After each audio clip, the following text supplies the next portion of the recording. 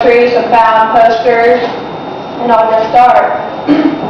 Found June 19, 2005. A poster after a Lexington rally reads, "Mountaintop removal kills communities." The mountain was a friend to me, and all of us people over the thousands of years who passed under its reach. We mostly looked up with awe. Its peak seemed an impossible amble. Some few made it up there and left their marks, hieroglyphics, graffitis. Those slight scars were like a handshake from a stranger, meaning little in the long run of time, of life.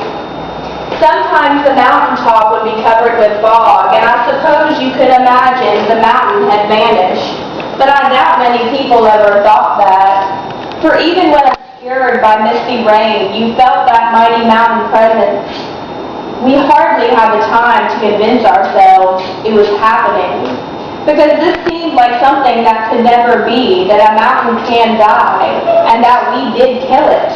We did do that, I guess. And now I'm going to list for you guys 50 mountains in Kentucky.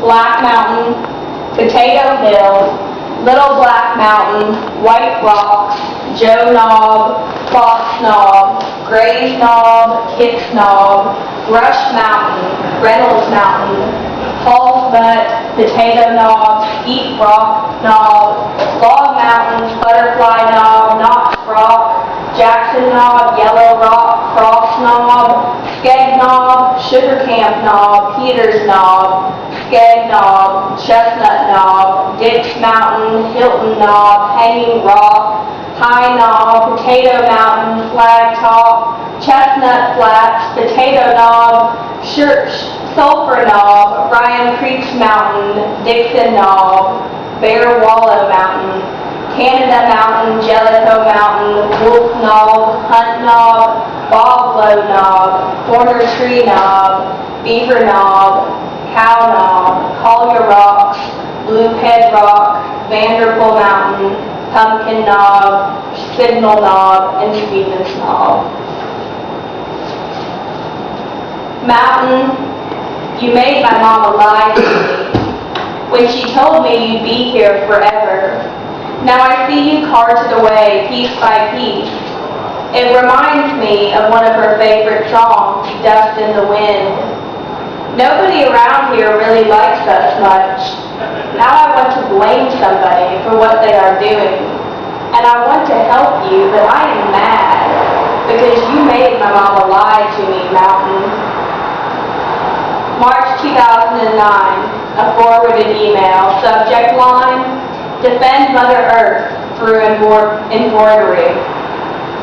Nothing clogs up a saw like yarn.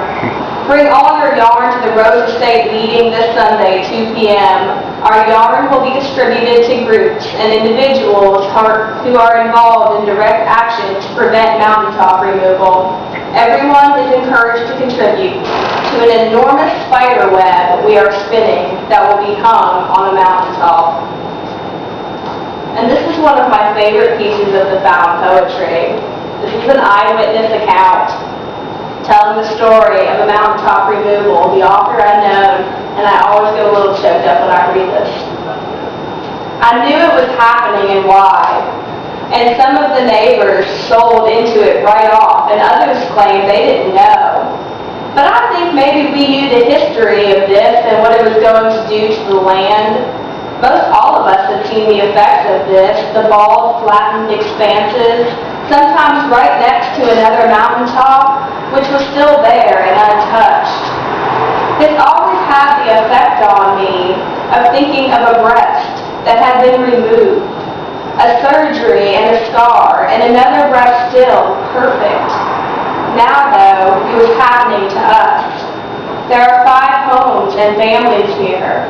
Right away, as the trees and other natural things were scraped off the mountain, the trucks came roaring down with this awful load.